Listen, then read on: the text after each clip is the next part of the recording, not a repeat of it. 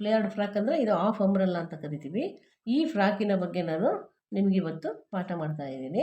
ಈ ಫ್ಲೇರ್ಡ್ ಫ್ರಾಕಿಗೆ ಬೇಕಾಗಿರೋ ಅಳತೆಗಳು: ಪೂರ್ಣ ಉದ್ದ 60 ಸೆಂಟಿಮೀಟರ್, ಎದೆಯ ಸುತ್ತಳತೆ 60 ಸೆಂಟಿಮೀಟರ್, ಬಾಡಿಯ ಉದ್ದ 25 ಸೆಂಟಿಮೀಟರ್, ಭುಜ 28 ಸೆಂಟಿಮೀಟರ್, ತೋಳಿನ ಉದ್ದ 12 ಸೆಂಟಿಮೀಟರ್, ತೋಳಿನ ಸುತ್ತಳತೆ 20 ಸೆಂಟಿಮೀಟರ್. ನೋಡಿ, ಈ ಫ್ರಾಕನ್ನು ಹೊಲಿದಾಗ ಯಾವ ರೀತಿ ಬರುತ್ತೆ ಅನ್ನೋದಕ್ಕೆ ಇದು ಮಾದರಿಯ ಚಿತ್ರ. ಈ ಥರ. ಈಗ ಇದರ ರಚನೆ, ಬಾಡಿಯ ರಚನೆ ಮತ್ತು ಸ್ಕರ್ಟಿನ ರಚನೆ, ತೋಳಿನ ರಚನೆ ಯಾವ ಥರ ಬರುತ್ತೆ ಅನ್ನೋದನ್ನು ನಾನಿಲ್ಲಿ ತೋರಿಸ್ತೀನಿ. ನೋಡಿ, 0ಇಂದ 1ಕ್ಕೆ ಇಲ್ಲಿದೆ ನೋಡಿ. 0ಇಂದ 1ಕ್ಕೆ ಪೂರ್ಣ ಉದ್ದ, ಬಾಡಿಯ ಪೂರ್ಣ ಉದ್ದ. ಬಾಡಿಯ ಉದ್ದ ಎಷ್ಟು? 25 ಇದೆ. ಹೊಲಿಗೆ ಒಂದು 26.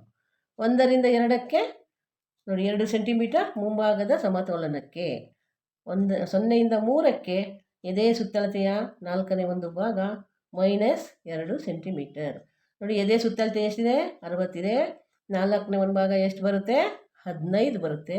ಅದರಲ್ಲಿ ನಾವು ಈ ಆರ್ಮೋಲ್ ಶೇಪಿಗೆ 2 ಸೆಂಟಿಮೀಟ್ರನ್ನ ಕಳೀತಾ ಇದ್ದೀವಿ. 15ರಲ್ಲಿ 2 ಹೋದ್ರೆ ಎಷ್ಟು? 13. 3ರಿಂದ 4ಕ್ಕೆ ಅದೇ ಎದೆ ಸುತ್ತಳತೆಯ 4ನೇ ಒಂದು ಭಾಗಕ್ಕೆ +4 ಸೆಂಟಿಮೀಟರ್. 4 ಸೆಂಟಿಮೀಟ್ರನ್ನ ಯಾಕೆ ಇಡ್ತೀವಿ ಅಂದರೆ, ಮೈ ಲೂಸಿಗೆ 2 ಸೆಂಟಿಮೀಟರು, ಹೊಲಿಗೆಗೆ 2 ಸೆಂಟಿಮೀಟರ್. ಹಾಗಾಗಿ ಇಲ್ಲಿ 4 ಸೆಂಟಿಮೀಟರನ್ನು ಇಡ್ತಾ ಇದ್ದೀವಿ. ಸೇಮ್ 1ರಿಂದ 12ಕ್ಕೆ 3ರಿಂದ 4ರಲ್ಲಿ ಇರುವಷ್ಟು. ನೋಡಿ, ಒಂದೇ ಅಳತೆ ಇರೋದನ್ನೆಲ್ಲ ನಾವು ಇಲ್ಲಿ ಬಾಣದ ಗುರುತು, ಫ್ಲವರ್ ಬ್ರಾಕೆಟ್ ಹಾಕಿ ತೋರಿಸ್ತಾ ಇದ್ದೀವಿ. ಇಲ್ಲೂ ಕೂಡ ನೋಡಿ, 3ರಿಂದ 4ಕ್ಕೆ, 1ರಿಂದ 12ಕ್ಕೆ ಸೇಮ್ ಫ್ಲವರ್ ಬ್ರಾಕೆಟ್. ಎದೆಯ ಸುತ್ತಳತೆಯ 4ನೇ ಒಂದು ಭಾಗ +4 ಸೆಂಟಿಮೀಟರ್. ನೆಕ್ಸ್ಟ್ 0ಇಂದ 5ಕ್ಕೆ, 3ರಿಂದ 7ಕ್ಕೆ. ನೋಡಿ, ಇಲ್ಲಿ 0ಇಂದ 5ಕ್ಕೆ, 3ರಿಂದ 7ಕ್ಕೆ ಅರ್ಧ ಭುಜ. ಭುಜ ಎಷ್ಟಿದೆ? ನಮಗೆ 28 ಇದೆ. ಅರ್ಧ ಅಂದರೆ ಅದರಲ್ಲಿ ಅರ್ಧ ಭಾಗ 14 ಬರುತ್ತೆ. ಹೊಲಿಗೆಗೊಂದು ಸೇರಿಸಿದ್ರೆ 15. 0ಇಂದ 5ಕ್ಕೂ 15, 3ರಿಂದ 7ಕ್ಕೂ 15. 5, 7ನ್ನು ನೇರಗೆರೆ ಸೇರಿಸಿ. ಮತ್ತು ಇಲ್ಲಿ 5ರಿಂದ 6ಕ್ಕೆ 1.5 ಸೆಂಟಿಮೀಟರ್, 7ರಿಂದ 8ಕ್ಕೂ ನೋಡಿ ಇಲ್ಲಿದೆ. 5ರಿಂದ 6ಕ್ಕೆ, 7ರಿಂದ 8ಕ್ಕೆ 1.5 ಸೆಂಟಿಮೀಟರ್. ಇಲ್ಲಿ 0ಇಂದ 9ಕ್ಕೆ, 0ಇಂದ 9ಕ್ಕೆ ಎದೆಯ ಸುತ್ತಳತೆಯ 12ನೇ ಒಂದು ಭಾಗ. 0ಇಂದ 10ಕ್ಕೆ, 0ಇಂದ 10ಕ್ಕೆ ಎದೆಯ ಸುತ್ತಳತೆಯ 12ನೇ ಒಂದು ಭಾಗ +4 ಸೆಂಟಿಮೀಟರ್. ಇಲ್ಲಿ 0ಇಂದ 9ಕ್ಕೆ ಏನು ಎದೆ ಸುತ್ತಳತೆ 12ನೇ ಒಂದು ಭಾಗ ಬರುತ್ತೋ, ಇಲ್ಲಿ 0ಇಂದ 10ಕ್ಕೂ ಅಷ್ಟೇ ಬರುತ್ತೆ. ಈಗ 10, 9ನ್ನು ಸೇರಿಸಿ ಮುಂಭಾಗದ ಕುತ್ತಿಗೆಯ ಆಕಾರ ಕೊಡಿ. ಇಲ್ಲಿ 9, 6 ಭುಜದ ಇಳಿಜಾರು. ಇಲ್ಲಿ 4, 8, 6ನ್ನು ಸೇರಿಸಿ ಮುಂಭಾಗದ ಕಂಕಳು ಆಕಾರ ಕೊಡಿ. 12ರಿಂದ 13ಕ್ಕೆ 1.5 ಸೆಂಟಿಮೀಟರ್. 4, 13ನ್ನು ಸೇರಿಸಿ ಭುಜದ ಇಳಿಜಾರು ಅಂದರೆ ಸೈಡ್ ಶೇಪ್, ಭುಜದ ಇಳಿಜಾರಲ್ಲ ಸಾರಿ. 4ರಿಂದ 13ಕ್ಕೆ ಬದಿಯ ಹೊಲಿಗೆಯ ಆಕಾರ ಕೊಡಿ, ಅಂದರೆ ಸೈಡ್ ಶೇಪ್, ಇಲ್ಲಿಂದ ಇಲ್ಲಿಗೆ. ನೆಕ್ಸ್ಟ್ 14, ಇದು 1, 13ರ ಮಧ್ಯಬಿಂದು. 15, ಇದು ಎದೆಯ ಗೆರೆಯ ಕೆಳಗೆ 4ರಿಂದ 5 ಸೆಂಟಿಮೀಟರ್. 15, 14ನ್ನು ನೇರಗೆರೆ ಸೇರಿಸಿ. ನೋಡಿ, ಇಲ್ಲಿ 5 ಇಡ್ಬೋದು, ಮತ್ತು 6 ಆದರೂ ಇಡ್ಬೋದು. ಚಿಕ್ಕ ಡಾಟ್ಸ್ ಸಾಕು ನಮಗೆ, ತುಂಬ ಉದ್ದ ಬೇಡ ಅಂದರೆ 6 ಇಡಬೇಕು ಇಲ್ಲಿ ಎದೆಗೆರೆಯ ಕೆಳಗೆ. ಮೀಡಿಯಮ್ ಅಂದರೆ 5, ಸ್ವಲ್ಪ ಉದ್ದ ಅಂದರೆ 4 ಇಡಬೇಕು ಇಲ್ಲಿ ಚೆಸ್ಟ್ ಲೈನಿಂದ. ಇಲ್ಲಿ ನಾವೀಗ 6 ಇಟ್ಟಿದ್ದೀವಿ. ಚೆಸ್ಟ್ ಲೈನಿಂದ 15ಕ್ಕೆ 6 ಸೆಂಟಿಮೀಟರ್ ಇಟ್ಟಿದ್ದೀವಿ. ಅಥವಾ ಡಾಟ್ಸ್ ಕೆಳಗಿಂದ ಮೇಲಕ್ಕೆ ಇಡ್ತೀವಿ ಅಂದರೆ ಎದೆಯ ಸುತ್ತಳತೆಯ 8ನೇ ಒಂದು ಭಾಗ, 6ನೇ ಒಂದು ಭಾಗ ಇಟ್ಕೋಬೋದು ನಾವು. ಅದು ನಿಮಗೆ ಕನ್ಫ್ಯೂಸ್ ಆಗೋದ್ರಿಂದ ಇಲ್ಲಿ ಎದೆಗೆರೆಯ ಕೆಳಗೆ ಅಂತ ಕೊಟ್ಬಿಟ್ಟಿದ್ದೀವಿ. 15, 14ನ್ನು ನೇರಗೆರೆ ಸೇರಿಸಿ. 14ರಿಂದ 16ಕ್ಕೆ, 14ರಿಂದ 17ಕ್ಕೆ 1.5 ಸೆಂಟಿಮೀಟರ್. ನೋಡಿ, 17, 15, 16ನ್ನು ಸೇರಿಸಿ ಬಾಣದ ಗುರುತಿನ ಡಾಟ್ಸ್ ಬಾಣದ ತುದಿ ಹೇಗಿರುತ್ತೋ ಹಾಗೆ ಬರುತ್ತೆ. ಅದಕ್ಕೆ ಬಾಣದ ಗುರುತಿನ ಡಾಟ್ಸ್, ಆರೋ ಮಾರ್ಕ್ ಅಂತೀವಿ ನಾವು. 15, 17, 15, 16 ಸೇರಿಸಿ ಡಾಟ್ಸಿನ ಆಕಾರ ಕೊಡಿ. ಇದು ಹಿಂದಕ್ಕೆರಡು ಮುಂದಕ್ಕೆರಡು ಡಾಟ್ಸ್ ಬರುತ್ತೆ. ಕೆಲವೊಂದು ಸಲ ಡಿಸೈನ್ ಬಂದಾಗ ಮುಂಭಾಗ ಡಾಟ್ಸ್ ಬರದೇ ಇದ್ದರೂ ಹಿಂಭಾಗಕ್ಕಂತೂ ಎರಡನ್ನು ಹಿಡಿಬೇಕು. ಯಾಕೆ ಹಿಡಿಬೇಕು ಅನ್ನೋದು ಗೊತ್ತಿದೆ ಅಲ್ವಾ? ಸೊಂಟದ ಅಳತೆಗೆ ತಕ್ಕಂತೆ ನಾವು ಉಡುಪನ್ನು ಸಿದ್ಧಪಡಿಸೋಕ್ಕೆ ಈ ಡಾಟ್ಸಿಂದ ಆಕಾರ ಕೊಡಬೇಕು. ಯಾಕೆ ಚೆಸ್ಟಲ್ಲಿ ಜಾಸ್ತಿ ಇರುತ್ತೆ, ಸೊಂಟದಲ್ಲಿ ಕಡಿಮೆ ಇರುತ್ತೆ. ಆ ಉದ್ದೇಶದಿಂದ ಈ ಡಾಟ್ಸನ್ನು ನಾವು ಹಿಡಿತಾ ಇದ್ದೀವಿ. ಇದಿಷ್ಟು ಮುಂಭಾಗದ ರಚನೆ. ಈಗ ಹಿಂಭಾಗಕ್ಕೆ 0ಯಿಂದ 12ಕ್ಕೆ 3ರಿಂದ 4 ಸೆಂಟಿಮೀಟರ್, 0ಯಿಂದ 9ಕ್ಕೆ ಎಷ್ಟಿರುತ್ತೋ ಅಷ್ಟೇ ಇರುತ್ತೆ. 9, 12 ಸೇರಿಸಿ ಹಿಂಭಾಗದ ಕುತ್ತಿಗೆಯ ಆಕಾರ ಕೊಡಿ. ನೋಡಿ, 9, 10 ಮುಂಭಾಗದ ಕುತ್ತಿಗೆ ಆಕಾರ, 9, 12 ಹಿಂಭಾಗದ ಕುತ್ತಿಗೆ ಆಕಾರ. ಇದನ್ನು ನೀವು ಕನ್ಫ್ಯೂಸ್ ಮಾಡ್ಕೋಬಾರ್ದು. ನೋಡಿ, ನೋಡ್ಕೊಂಡ್ರೆ ಗೊತ್ತಾಗುತ್ತೆ ನಿಮಗೆ. ಮತ್ತು ಇಲ್ಲಿ 4, 6 ಸೇರಿಸಿ ಹಿಂಭಾಗದ ಕಂಕಳು ಆಕಾರ ಕೊಡಿ. ಇದಿಷ್ಟು ಕೂಡ ಈ ಬಾಡಿಯ ರಚನೆ. ಇದನ್ನು ನೀವು ಅರ್ಥ ಆಗದೇ ಇದ್ದರೆ ಮತ್ತೆ ಇನ್ನೊಂದು ಸಲ ನೋಡಿ ತಿಳ್ಕೊಂಡು ಅರ್ಥ ಮಾಡ್ಕೊಂಡು ಡ್ರಾಫ್ಟ್ ಹಾಕ್ಕೋಬೋದು. ಈಗ ಬಾಡಿಯ ರಚನೆ ಆದಮೇಲೆ ತೋಳಿನ ರಚನೆ. ತೋಳು ಹೇಗೆ ಬರುತ್ತೆ ಅನ್ನೋದನ್ನು ಹೇಳ್ತೀನಿ ನೋಡಿ. 0ಯಿಂದ 1ಕ್ಕೆ ಪೂರ್ಣ ತೋಳಿನ ಉದ್ದ. ತೋಳಿನ ಉದ್ದ ಎಷ್ಟು ಕೊಟ್ಟಿದ್ದಾರೆ? 12 ಇದೆ. 12ಕ್ಕೆ ಪೂರ್ಣ ತೋಳಿನ ಉದ್ದ ಪ್ಲಸ್ 2 ಸೆಂಟಿಮೀಟರ್ ಹೊಲಿಗೆಗೆ. ಮೇಲೊಂದು ಬರುತ್ತೆ, ಕೆಳಗೊಂದು ಬರುತ್ತೆ, ಅದರಿಂದ 2 ಸೆಂಟಿಮೀಟ್ರು ಹೊಲಿಗೆಗೆ. 0ಯಿಂದ 3ಕ್ಕೆ 1ರಿಂದ 2ಕ್ಕೆ. ಇದಕ್ಕೂ ಕೂಡ ನಾವು ಯೋಗ್ ಫ್ರಾಕಿಗೆ ಹೇಗೆ ಇಟ್ವೋ ಅದೇ ಥರ ಬಫ್ ತೋಳನ್ನು ಹೊಲಿತಾ ಇರೋದ್ರಿಂದ ಬಫ್ ತೋಳಿನ ಅಳತೆನೇ ಇದರಲ್ಲಿ ಮಾಡಿದ್ದೀವಿ. ಎದೆ ಸುತ್ತಳತೆಯ 4ನೇ ಒಂದು ಭಾಗ ಪ್ಲಸ್ 10 ಸೆಂಟಿಮೀಟರ್. ಈಗ ಎದೆ ಸುತ್ತಳತೆ 60 ಇದೆ, 15 ಬಂತು.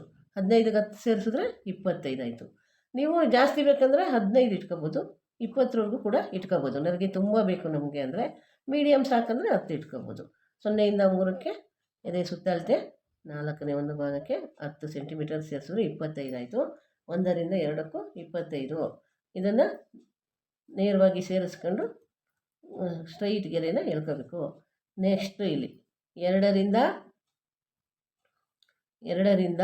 4ಕ್ಕೆ ಎದೆಯ ಸುತ್ತಳತೆಯ 12ನೇ ಒಂದು ಭಾಗ ಪ್ಲಸ್ 1 ಸೆಂಟಿಮೀಟರ್ ಇದೆ. 2ರಿಂದ 6ಕ್ಕೆ ಇಲ್ಲಿಂದ ಇಲ್ಲಿಗೆ 2 ಸೆಂಟಿಮೀಟರ್ ಆಕಾರ ಕೊಡೋದಕ್ಕೆ ಬಫಿಂದು. ನೆಕ್ಸ್ಟು ನೋಡಿ, ಇಲ್ಲಿಂದ ಬೇಡ ನಿಮಗೆ ಲೆಕ್ಕ, 3ರಿಂದ ಬೇಡ, ಇಲ್ಲಿಂದನೇ 2ರಿಂದ 4ಕ್ಕೆ ಎದೆ ಸುತ್ತಳತೆ 12ನೇ ಒಂದು ಭಾಗ ಅಂದರೆ ಎಷ್ಟು ಬರುತ್ತೆ? 5 ಬರುತ್ತೆ. ಪ್ಲಸ್ 1 ಸೇರಿಸಿದ್ರೆ 6 ಆಯಿತು. ಇಲ್ಲಿಂದ 2ರಿಂದ 6ಕ್ಕೆ 2 ಸೆಂಟಿಮೀಟರು, ಅಲ್ಲಿಗೆ ಇಲ್ಲಿ 4 ಉಳಿತದೆ. ಈ 6ನ್ನು ನಾವು ಮಧ್ಯಬಿಂದು 5ರಿಂದ 1ಕ್ಕೆ ಸೇರಿಸ್ಬೇಕು. ಇದು ತೋಳಿನ ಕೆಳಭಾಗದ ಆಕಾರ.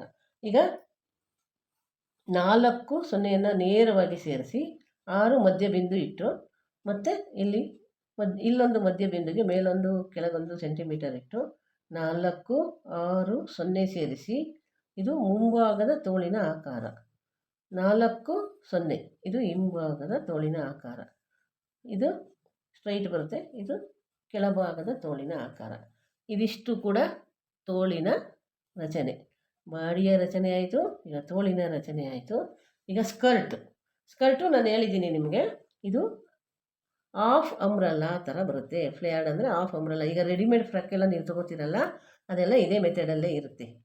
ಆದ್ದರಿಂದ ಇದನ್ನು ಜಾಸ್ತಿ ರೆಡಿಮೇಡ್ ಗಾರ್ಮೆಂಟ್ಸ್ಗಳಲ್ಲೆಲ್ಲ ತಯಾರು ಮಾಡ್ತಾರೆ. ಮಕ್ಕಳ ಫ್ರಾಕ್ಗಳಿಗೆಲ್ಲ ಜಾಸ್ತಿ ಬಿಡ್ತು ಇದೇ ಥರ ತಗೊಳ್ಳೋದ್ರಿಂದ ಹೆಚ್ಚು ಬಟ್ಟೆನೂ ಹಿಡಿಯಲ್ಲ, ಆಕಾರನೂ ಚೆನ್ನಾಗಿ ಕಾಣುತ್ತೆ ಅಂತ ಈ ಥರ ತೊಗೋತಾರೆ ಬಟ್ಟೆನ.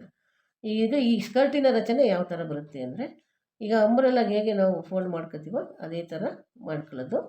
ಇದು 2 ಫೋಲ್ಡಿಂಗಲ್ಲಿ ತೊಗೋತೀವಿ. ಅಂಬ್ರೆಲ್ಲಾಗೆ 4 ಫೋಲ್ಡಿಂಗ್ ತೊಗೋತೀವಿ. ಇದನ್ನು ನಾವು 2 ಫೋಲ್ಡಿಂಗಲ್ಲಿ ಇಟ್ಕೊತೀವಿ. ಇಟ್ಕೊಂಡಾಗ ನೋಡಿ, ಇಲ್ಲಿ ಫೋಲ್ಡಿಂಗ್ ಇರುತ್ತೆ, ಈ ಕಡೆ ಎಲ್ಲ ಓಪನ್ ಇರುತ್ತೆ, ಇಲ್ಲೂ ಓಪನ್ ಇರುತ್ತೆ. ಈಗ ಇದು 0ಯಿಂದ ಸ್ಕರ್ಟಿನ ರಚನೆ 0ಯಿಂದ 1ಕ್ಕೆ ಮತ್ತು 0ಯಿಂದ 4ಕ್ಕೆ, 0ಯಿಂದ 3ಕ್ಕೆ ಎದೆಯ ಸುತ್ತಳತೆಯ 4ನೇ ಒಂದು ಭಾಗ, ಅಥವಾ ಇಲ್ಲಿಂದ ಇಲ್ಲಿಗೆ 4ನೇ ಒಂದು ಭಾಗ ಇಡಬೇಕು, 15, 15, 15, ಅಥವಾ ಸೊಂಟದ ಸುತ್ತಳತೆಯ 3ನೇ ಒಂದು ಭಾಗ. ಇಲ್ಲಿ ಉದ್ದ ಇದೆ, ತೋಳಿನ ಉದ್ದ ಇದೆ, ಇಲ್ಲಿ ನಾವು ಸೊಂಟದ ಸುತ್ತಳತೆ ಎಷ್ಟಿದೆ 56 ಇದೆ. ಅದನ್ನು 3 ಭಾಗ ಮಾಡಿದ್ರೆ ಎಷ್ಟು ಬಂತು? 3ರಿಂದ ನಾವು ಡಿವೈಡ್ ಮಾಡಿದಾಗ ಅದು 20 ಬರುತ್ತೆ. ಇಲ್ಲಿ ಎದೆ ಸುತ್ತಳತೆ ತಗೊಂಡಾಗ ನಮಗೆ 15 ಬರ್ತಾ ಇದೆ.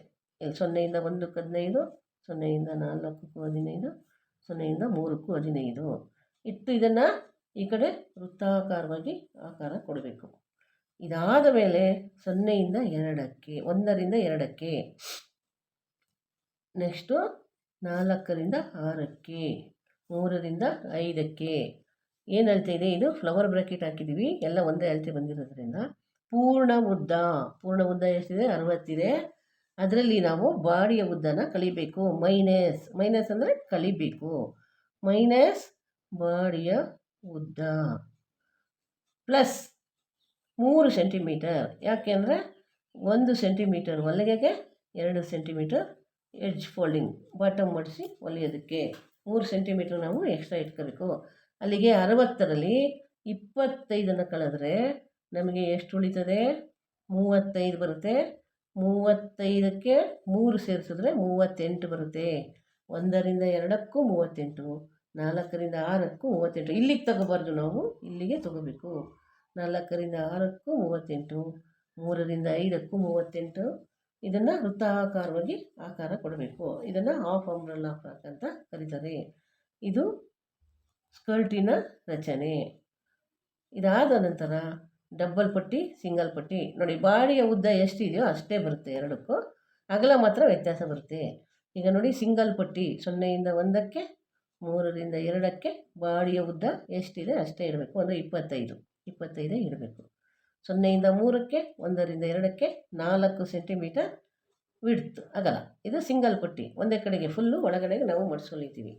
ಈಗ ಡಬ್ಬಲ್ ಪಟ್ಟಿ 0ಯಿಂದ 1ಕ್ಕೆ, 3ರಿಂದ 2ಕ್ಕೆ ಬಾಡಿಯ ಉದ್ದ ಎಷ್ಟಿದೆಯೋ ಅಷ್ಟೇ ಬರುತ್ತೆ. 0ಯಿಂದ 3ಕ್ಕೆ, 1ರಿಂದ 2ಕ್ಕೆ 6 ಸೆಂಟಿಮೀಟರ್. ಇದು ಡಬ್ಬಲ್ ಬರುತ್ತೆ. ಇಲ್ಲಿಗೆ ನಾವು ಕಾಜಾ ಮಾಡ್ತೀವಿ, ಅಥವಾ ಏನೇ ಹಾಕಲಿ, ಜಿಪ್ ಹಾಕಲಿ, ಗುಂಡಿ ಹಾಕಲಿ, ಉಕ್ಸ್ ಹಾಕಲಿ, ಇದನ್ನು ಡಬಲ್ ಪಟ್ಟಿಯನ್ನು ಇದೇ ರೀತಿ ಕೊಡಬೇಕಾಗುತ್ತೆ. ಇದಿಷ್ಟು ನಮ್ಮ ಫ್ಲೇಯರ್ಡ್ ಫ್ರಾಕಿನ ಅಳತೆಗಳು. ನೆಕ್ಸ್ಟು ಇಲ್ಲಿ ನೋಡಿ, ತೋಳಿನ ಪಟ್ಟಿ ಕಟ್ಟು ಹೊಲಿತೀವಲ್ಲ, ಆ ಥರ ಪಟ್ಟಿ ಹೊಲಿಬೇಕಂದಾಗ ಯಾವ ಥರ ಅಂದರೆ ನೋಡಿ, ಇಲ್ಲಿ ಫೋಲ್ಡಿಂಗ್ ಇರುತ್ತೆ ಮಾಮೂಲಿ. 0ಯಿಂದ 1ಕ್ಕೆ 5 ಸೆಂಟಿಮೀಟರ್, 0ಯಿಂದ 2ಕ್ಕೆ, 1ರಿಂದ 3ಕ್ಕೆ ತೋಳಿನ ಸುತ್ತಳತೆಯ ಅರ್ಧ ಭಾಗ ಪ್ಲಸ್ 3 ಸೆಂಟಿಮೀಟರ್. ನೋಡಿ, 0ಯಿಂದ 2ಕ್ಕೆ, 1ರಿಂದ 3ಕ್ಕೆ ತೋಳಿನ ಸುತ್ತಳತೆ ಅರ್ಧ ಭಾಗ ಅಂದರೆ 10 ಆಯಿತು. 10ಕ್ಕೆ ಪ್ಲಸ್ ಸೇರಿಸಿದಾಗ 13. 2.5 ಇಟ್ಕೋಬೋದು, 3 ಇಟ್ಕೋಬೋದು. ಸ್ವಲ್ಪ ಲೂಸ್ ಇರಬೇಕಂದ್ರೆ 3 ಇಟ್ಕೋಬೇಕು. ಟೈಟ್ ಫಿಟ್ಟಿಂಗ್ ಇರಲಿ ಅಂದರೆ 2.5 ಇಟ್ಕೊಂಡ್ರೆ ಸರಿಯಾಗುತ್ತೆ. ಇದು ತೋಳಿನ ಪಟ್ಟಿ. ಇದು 4 ಫೋಲ್ಡಿಂಗಲ್ಲಿ ಇರುತ್ತೆ. ಇಲ್ಲಿ ಮೇಲೂ ಫೋಲ್ಡಿಂಗ್ ಇರುತ್ತೆ, ಸೈಡಲ್ಲೂ ಫೋಲ್ಡಿಂಗ್ ಇರುತ್ತೆ. ಇದು ತೋಳಿನ ಪಟ್ಟಿ. ಸ್ನೇಹಿತರೆ, ಇದು ಫ್ಲೇಯರ್ಡ್ ಫ್ರಾಕಿನ ರಚನೆ ವಿತ್ ವಿವರಣೆ ಎರಡೂ ಇದೆ. ಇದನ್ನು ಕೂಡ ನೀವು ಚೆನ್ನಾಗಿ ಮತ್ತೆ ನೋಡಿ ನಿಮ್ಮ ರೆಕಾರ್ಡಿಗೂ ಬರ್ಕೊಂಡು ಪ್ರಾಕ್ಟೀಸ್ ಮಾಡಿ ಅಂತ ಹೇಳ್ತಾ ನಿಮಗೆಲ್ಲ ವಂದಿಸುತ್ತಾ ಮುಂದಿನ ಪಾಠ ಅಂಬ್ರೆಲಾ ಫ್ರಾಕ್.